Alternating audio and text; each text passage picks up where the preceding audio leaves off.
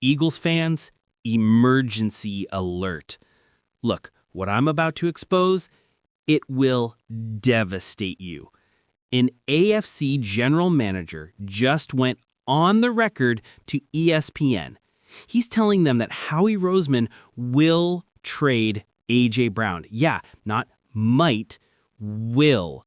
And if that doesn't shock you enough, an Eagles player just admitted to Jeremy Fowler that this season feels like the 2023 meltdown all over again. I mean it. I have the smoking gun quotes, the leaked financial documents, and insider intelligence that proves this organization is in complete chaos. In the next 15 minutes, I'm going to expose the biggest Eagles scandal since the Dream Team disaster. I'm using direct quotes from NFL general managers that will shock you. Okay, we're talking about an AFC GM's smoking gun confession about Howie's trade plans, the secret player meeting that A.J. Brown lied about to reporters, plus NFL executives predicting Brown will request a trade, and 4 confirmed landing spots, with the Patriots as front runners. We're even talking about Vic Fangio's defeated admission that he's given up on his cornerbacks, the $29 million financial disaster that changes everything, and my nuclear prediction that will make Eagles fans furious. Look, this isn't media speculation. This is insider intelligence from people who make million-dollar decisions. But before I drop these nuclear truth bombs, you need to hit that subscribe button. This is the kind of insider information that ESPN is just too scared to give you. Yeah, drop a fire emoji if you're ready for the brutal, unfiltered truth about your Philadelphia Eagles. This is Philly Sports Truth, and we don't sugarcoat nothing. Truth over everything, Eagles family. Eagles fans, what I'm about to read you, it comes directly from NFL general managers, the people who actually make trades happen. So ESPN's Diana Russini spoke with an AFC general manager who told her, and I'm reading this verbatim, he said, "I think Howie moves him. It would have to be for the right player or pick, but a trade wouldn't surprise me. Howie likes deals, especially if a player's value overrides how Brown is being used." Did you hear that? Howie likes deals. A rival general manager is predicting that Howie Roseman will trade A.J. Brown because his value is higher than his current usage? But wait, it gets worse. Albert Breer received a text message from an executive with an AFC contender who said his production is down and the offense/quarterback are what they are. He doesn't seem happy. Eagles fans, when rival executives are texting reporters about your star player's unhappiness, your season is over. And here's the bombshell that should terrify every Eagles fan. NFL insider Mike Garafolo made this chilling prediction. I can't rule it completely out.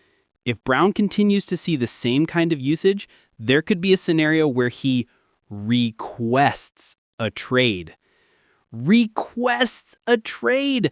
I mean, we're talking about the man who helped win you a Super Bowl, potentially demanding to leave Philadelphia. And why? Because he's been reduced to the third option in Kevin Patullo's historically bad offense. You know, the one that ranks 30th in the NFL?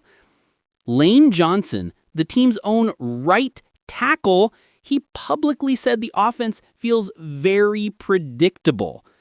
Eagles fans, this is a player revolt happening in real time. Now let me expose the biggest lie told to Eagles fans this season. This proves just how toxic this whole situation has become. After that embarrassing 34-17 loss to the Giants, multiple reporters confirmed that A.J. Brown, Jalen Hurts, and Saquon Barkley held a private meeting to address offensive struggles. Okay, but then A.J. Brown was asked about this meeting, And here's what he said. I don't recall that meeting. I don't recall that meeting. That's not we didn't have a meeting. That's lawyer language. You know it. When players start talking like they're under oath, you know they're hiding something. Here's what Diana Rossini's sources revealed. The meeting did happen, but Brown essentially lied about avoiding discussing it publicly. And here's the most terrifying part. Slowing down. Rossini's sources said Brown doesn't look frustrated or mad. He looks indifferent. And that's not a good place to be. Indifferent. Not angry, not upset, completely checked out. When your star player stops caring enough to even be mad, your championship window just slammed shut. Look, this isn't new behavior. Let me remind you of the pattern. December 2024, Brown criticized Hurts publicly after a loss. Then January 2025, Brown was reading a book on the sideline during a playoff game. Then, February 2025, Brown admitted he and Hurts had issues even after winning the Super Bowl. And now, October 2025, Brown is lying about team meetings and showing complete indifference. Eagles fans, this is a player who has mentally quit on this team and is now lying about it to reporters. Now let me break down the 4 teams that NFL insiders have identified as legitimate destinations for A.J. Brown. This information comes directly from front office sources. Okay, Destination 1, New England Patriots. Most likely. This makes perfect sense. Drake May is 6th in the NFL in passing yards as a rookie. The Patriots have cap space and they need a number 1 receiver. Sports Illustrated already proposed the trade. A.J. Brown for a 2026 second-round pick plus Demario Douglas. Destination 2, Los Angeles Chargers. The Chargers have been devastated by injuries after starting 3-0. And get this, they have $167 million in cap space in 2027. Pairing A.J. Brown with Quentin Johnston and Ladd McConkey, that creates an unstoppable receiving core. Destination 3, the Houston Texans. C.J. Stroud is getting extended, but Houston also has $167 million in future cap space. Brown paired with Nico Collins, I mean, that's a championship combination. Plus, they have extra draft capital from the Tunsil trade. And Destination 4, Arizona Cardinals. Jonathan Gannon is desperate at the bottom of the NFC West. Brown would immediately be their wide receiver 1. They don't have extra picks, but they're in panic mode. So here's why Philadelphia makes the trade. Brown has $29 million guaranteed in 2026, which is scaring teams away. But if they trade him now, they only take $16.35 million in dead money while creating cap flexibility. The Patriots are the front runner because they have the draft capital and the young quarterback who needs help immediately. Let me expose just how catastrophic this organizational breakdown has become. What's happening with the coaching staff proves they've given up. Defensive coordinator Vic Fangio was asked about replacing injured Quinion Mitchell at cornerback. His response? You guys know who we got? You guys know who we got? I mean, that's said like a man who's completely surrendered. That's not coaching confidence. That's organizational defeat. So why is Fangio so beaten down? Because he's watching Adoree Jackson and Keely Ringo get benched for each other every week. Meanwhile, Isaiah Rodgers, the corner they let walk, is dominating for Minnesota. But the coaching failures don't stop there. Kevin Patullo has created a historically bad offense.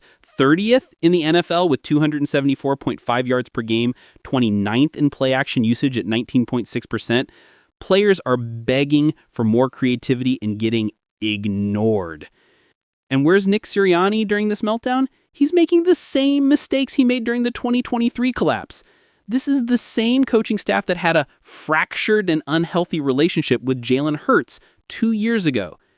Jeremy Fowler's sources revealed that an Eagles player said this: "This is starting to feel like the 2023 meltdown all over again."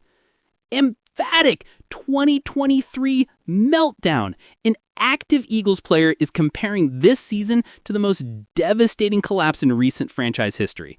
When your own players are making that comparison, your season is finished. Now let me expose Howie Roseman's complete panic mode. The moves he's making prove this front office is desperate. Zadarius Smith's retirement left a massive hole at the worst possible time. And Howie's response? A series of failed panic trades. Jackery and Bennett from Raiders, currently on AR. John Mechie from the Texans, complete bust. Tank Bigsby from the Jaguars, benched after fumbling against the Giants. That Bigsby fumble perfectly captures this front office decision-making.